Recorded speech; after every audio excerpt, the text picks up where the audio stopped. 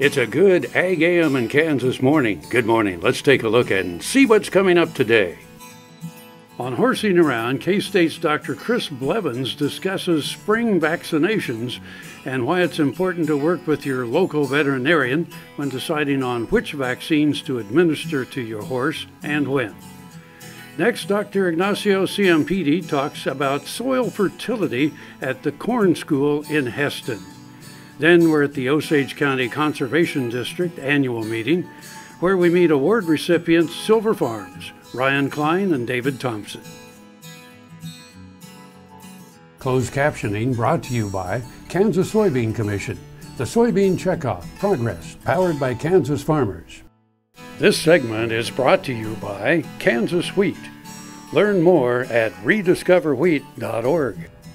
Hello and welcome to Horsing Around. I'm Dr. Chris Blevins here at Kansas State University Veterinary Health Center, and today we're going to talk about vaccines.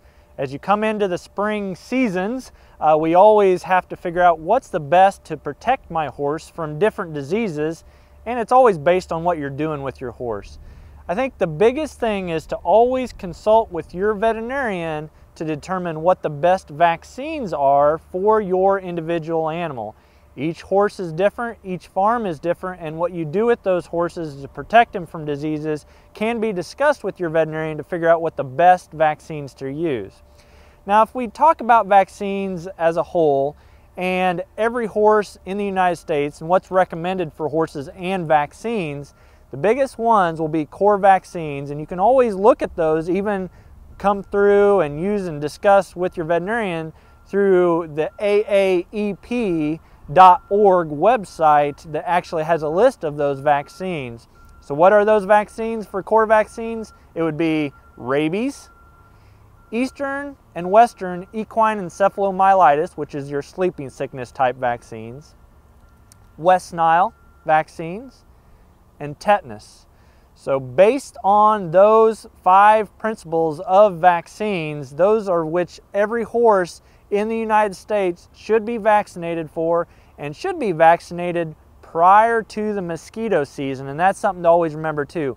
When should I start vaccinating my horse in the spring? It needs to be prior to the mosquito season. So that's something else to remember. Again, that's usually going to be before the April time frame when mosquitoes will be out. So sometime during April would be the best or ideal time, or early May, to start doing those spring vaccines for your horse. How long do vaccines last? Most of them are just annually, depending on if you get a wound like tetanus. It's 6 months since its last vaccine. Always keep that in mind and what to kind of use. The other thing is to know the difference between tetanus antitoxin and tetanus toxoid. Most of the time, if you're just boostering, it's tetanus toxoid versus tetanus antitoxin. Don't overuse that. There's always issues potentially with that. Don't use it unless needed. Talk to your veterinarian before you use the tetanus antitoxin. But a lot of those vaccines, again, you can get through your veterinarian, or you can purchase through different drug companies based on that. So that's core vaccines, what every horse should get. And then there's other vaccines out there, right? So the rhino vaccine, influenza or flu vaccines, strangles vaccines, Potomac horse fever vaccines, Venezuelan, which sometimes is in with the Eastern and Western equine encephalomyelitis, and a lot of other realms of vaccines as a potential to use, but they're based on geographic location and risk. So talk to your veterinarian about those vaccines, and you can get a protocol set up for your horse starting in the spring. I'm Dr. Chris Blevins at Kansas State University Veterinary Health Center with Horsing Around, and we'll see you around. Hello friends, I'm Ernie Rodina. And I'm Dawn Dawson with the Better Horses Radio Show. For over 9 years, we've been bringing the Better Horses Radio Show to markets all across the Midwest. We talk about God, lots about horses. We talk about cows, we talk about horse health, we talk to top trainers, and we even talk about Roy Rogers. We are having a blast with Better Horses Radio Show and would love to take it to a market near you. So visit our website at betterhorsesradio.com and let us or your local radio station know you'd like to hear it in your area. The Better Horses Radio Show is unbelievable. This hog is Hanover hoof for meal made from U.S. soybeans. Now, one hog isn't that impressive, but suppose we add another, and another, and another. Before long, you've got billions of hungry customers around the world all clamoring for the same thing. Our soybeans. Learn more about the billion-dollar appetite of animal agriculture at beyondtheelevator.com. Brought to you by America's soybean farmers and their checkoff. I'm Dr. Frank Lyons, a physician here at Kansas Regenerative Medicine Center. As one of the only standalone stem cell centers in the U.S., we use your stem cells as therapy for arthritis and some autoimmune diseases. I'm Dr. Andrew Pope. Here at Kansas Regenerative Medicine Center, utilizing the latest technology under strict protocols, we're able to harvest your stem cells from your own fat to treat a variety of medical conditions. The best part about it is, it's a same-day surgical procedure and requires no general anesthesia. Valley Vet Supply is devoted to providing information and professional quality products at reasonable prices. Valley Vet Supply. Ag AM in Kansas is brought to you in part by Sure Crop, liquid crop nutrition delivered right to your farm. I'm here with you again. My name is Dr. Ignacio Ciampitti, a cropping system crop production specialist at K-State Department of Agronomy. And I would like to continue with you just talking about brief points of drought-tolerant hybrids.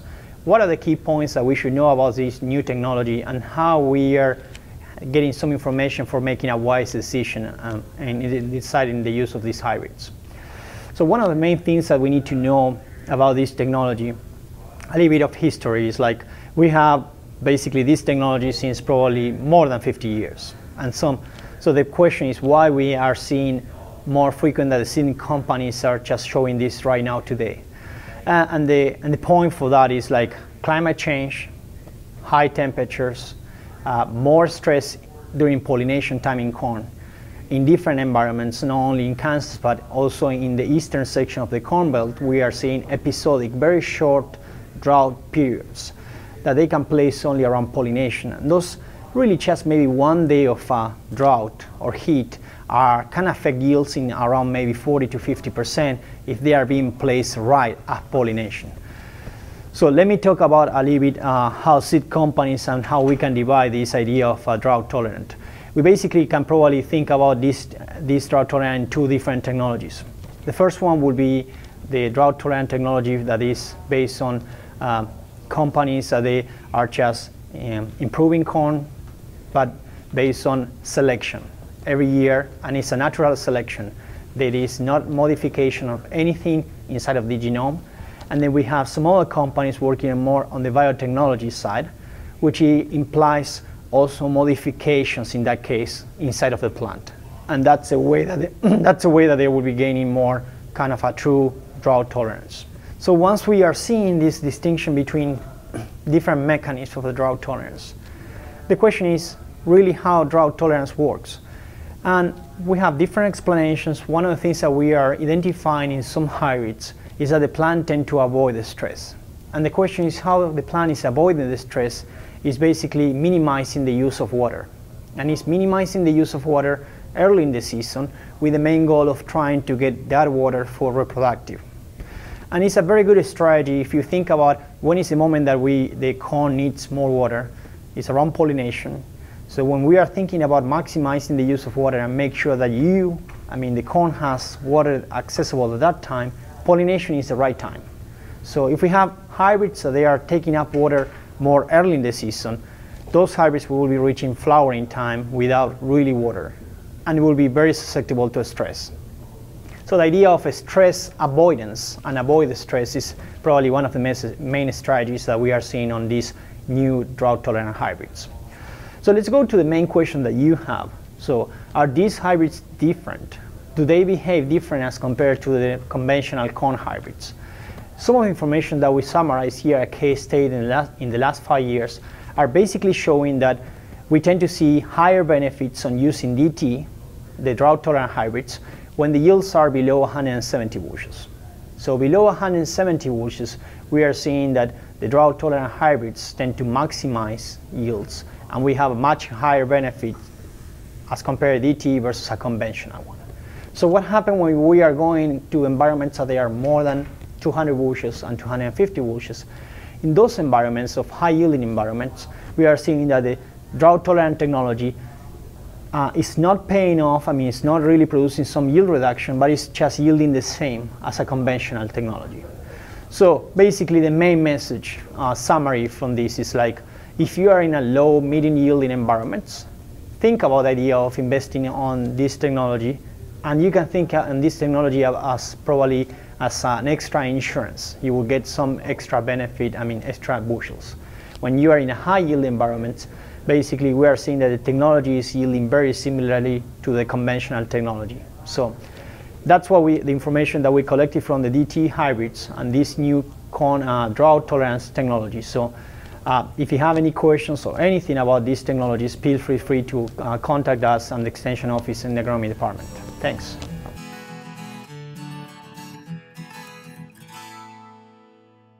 Tallgrass Commodities offers producers bulk commodities at a reasonable price with reliable service throughout the whole Midwest. To find out more about Tallgrass Commodities, visit tallgrass.us or call 785-494-8484. Kansas Farm Bureau, the voice of agriculture, represents grassroots agriculture. The state's largest and most powerful farm organization stands up for its members through leadership development, agriculture education, legal defense, environmental advocacy, farm safety, and risk management. Members also enjoy money-saving benefits. To join our organization today or to learn more, go to www.kfb.org or find us on Facebook and Twitter. Annette Jackson at Jackson's Greenhouse. If you have empty patio planters or hanging baskets left over from last year, you can bring them to Jackson's for replanting this year. Just stop in with your containers and tell us what you want in them. You save money and time and help our environment by recycling your old planters instead of throwing them out. Bring in your planters and baskets. Sign up to win tickets to the Kansas Garden Show. We'll have 50 pairs, so come on in. Valley Vet Supply is devoted to providing information and professional quality products at reasonable prices. Valley Vet Supply. This segment is brought to you by Central National Bank. Put our ag professionals to work for you. Hi, this is Dave Mengel, professor at K-State, and I'm down at the Hesston, the AGCO headquarters today. We're at the corn school that's being conducted, sponsored by K-State and the Corn Commission and Pioneer. And today we're talking about various aspects of corn production, but my topic is relating to soil fertility and how to do an economical job, a cost-effective job fertilizing corn for 2015. One of the reasons that this topic really came up is with the decline in some of our commodity prices over the past few months. There's some little bit of pressure to make sure that we do a cost-effective job of fertilization. So we're going to talk about some of the basic concepts, things like soil testing, how to go about doing some soil testing to get the best information to make fertilizer recommendations. We'll talk a little bit about starter fertilizer use and how that plays into this whole process. And we'll talk quite a bit about nitrogen, since that's one of our big expenses in corn production, and how to get the most efficient utilization out of our nitrogen fertilizer that we're going to be using. We'll also try to talk a little bit about some of our research work that's been going on over the last 4 or 5 years related to fertilizer use. And so we'll talk about some of the new tools that are out there, like crop sensors, for example. We'll talk about some of the newer products on the market, some controlled release fertilizer products, or urease or nitrification inhibitors, and where these might fit in this area in terms of getting better efficiency, getting better use out of the fertilizers that we're applying. The other thing is that this is the International Year of Soils. As a soil scientist, that's a big deal for me, but for a farmer, it's a big deal too, from the standpoint that one of the big things that we have to focus on when we're talking about nitrogen fertilization especially is the characteristics of the soil that we're using to grow that crop. Particularly things like drainage, soil texture, how it fits in the landscape, and how that will influence nitrogen loss from that soil. So we'll talk a little bit about how to assess some of those properties in your situation to get the most bang for your buck.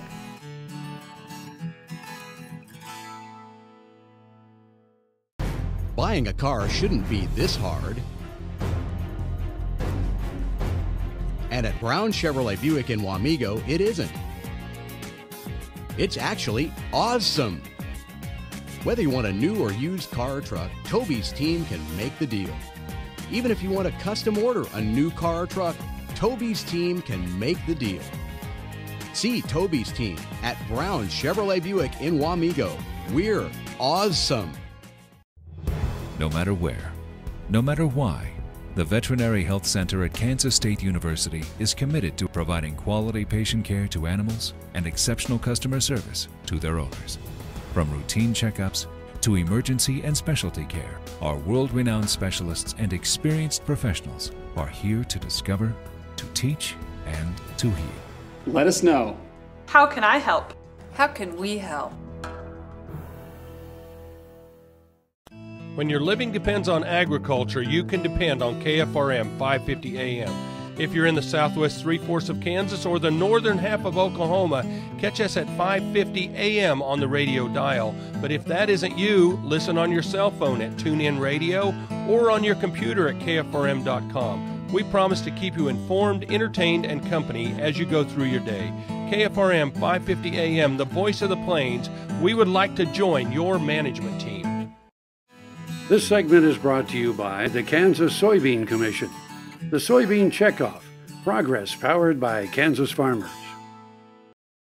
Hi, I'm Keith Badger. I'm the chair of the Osage County Conservation District. We held our 74th annual meeting tonight. We recognized family farms that excel in conservation stewardship and a Young Farmers Award. And we also discussed the issues facing conservation in Osage County. Since we have 2 reservoirs in our county, some of the issues are the runoff to the reservoirs, the siltation in the reservoirs, and the quality of water. So we discussed how that's going to affect the Conservation District and the kind of programs that we're going to have to offer to producers to improve the quality of runoff off of our farms and ranches. Conservation districts were born of the Dust Bowl, so soil conservation has always been the utmost concern of conservation districts. And probably the new buzzword in soil is soil health.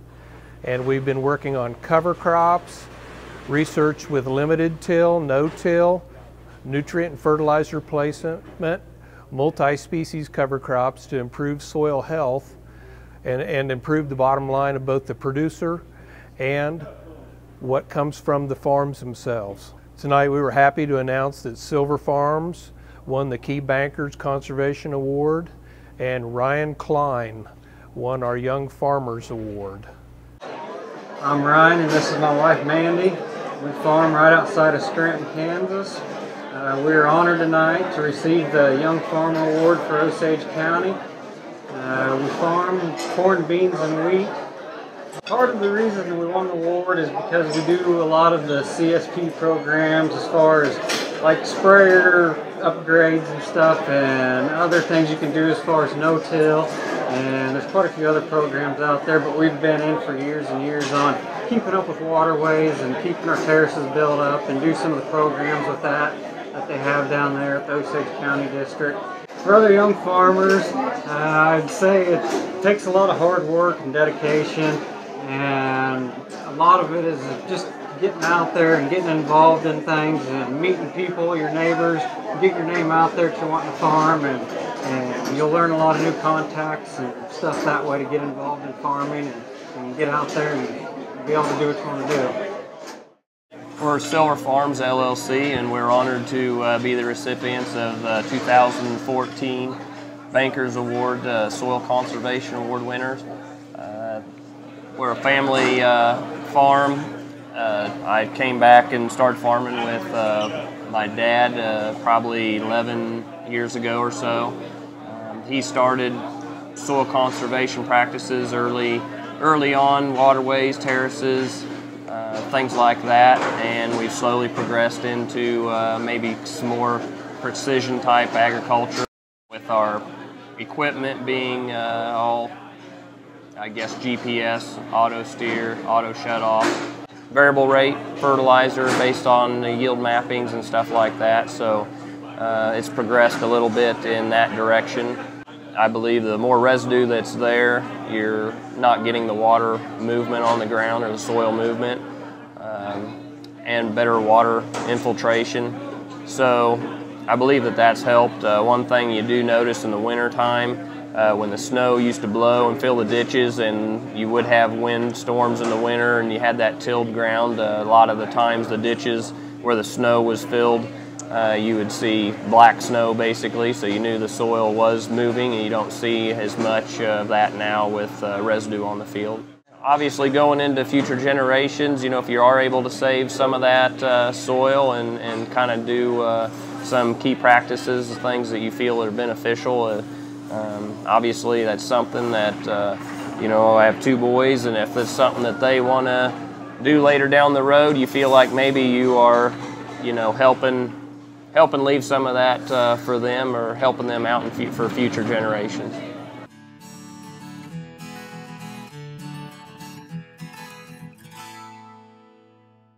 Tarwater Farm and Home is a nearly 40-year-old local family-owned business. Clothing for work and play, seeds and feeds, boots, toys for the kids, the tools you need for around the home and farm, and a service department to keep them in top running order. It's a big store, so when you have some time, take some time to see what they have for your farm and home. Tarwater's everyday pricing is like others' sale prices. When you need it, they've got it. Tarwater Farm and Home, 4107 North Topeka Boulevard. The Kansas Wheat Innovation Center in Manhattan is rediscovering ways to get improved varieties and new genetics in the hands of farmers faster. Grower-led and checkoff-funded research initiatives are bringing about positive change. This grassroots leadership provides a strong voice in Topeka and Washington, D.C. Now is the time to partner with Kansas Wheat in moving wheat forward. Kansas Wheat Commission and Kansas Association of Wheat Growers. Farmers investing in their future and yours. Log on to rediscoverwheat.org. Soil is the life of a farm, and for 25 years, SureCrop Liquid Crop Nutrition has helped growers produce abundant quality crops while preserving and improving the soils they steward. SureCrop offers complete soil and plant analysis with cropping recommendations, delivery direct to your on-farm storage, and quality crop nutrition custom blended for your field. Choose SureCrop for the assurance of excellence for your soil. Call today or visit their website for more information. Valley Vet Supply is devoted to providing information and professional quality products at reasonable prices. Valley Vet Supply. This segment is brought to you by Tarwater Farm and Home. Come on by, we'll treat you like family. I was pleased to come down to Osage County, to the Osage County Conservation District annual meeting this evening, and fortunate to give David Thompson an award tonight for 20 years of service to his local conservation district. And this plaque shows his 20 years of service, and it's signed by the leaders in our State Conservation Commission, the Kansas Association of Conservation Districts, and the Natural Resource Conservation Service. And Dave has been quite a leader, a vocal leader in conservation over the 20 years that I've known him, and he's done an outstanding job. And I'd also like to thank his wife for allowing him to serve on that board, and we just really appreciate everything that they've done, and also all the folks here in Osage County for all their hard work for conservation. So on behalf of the State Conservation Commission and the Division of Conservation with the Department of Agriculture, congratulations. Yes, thank you, John. I do want to tell you have now redeemed yourself with my wife. But anyway, I should have had her up there. I've been on the board for 20 years now. I started out farming in '65, been putting in terraces ever since. We have gone to all no-till for one thing. We've gone into the CSP program, which we are using the no-drift nozzles, or low-drift nozzles, I should say. Variable rate fertilizer.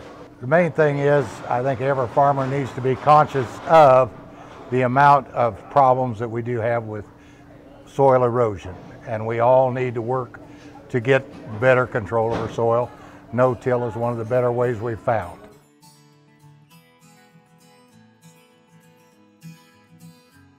Closed captioning brought to you by Kansas Soybean Commission.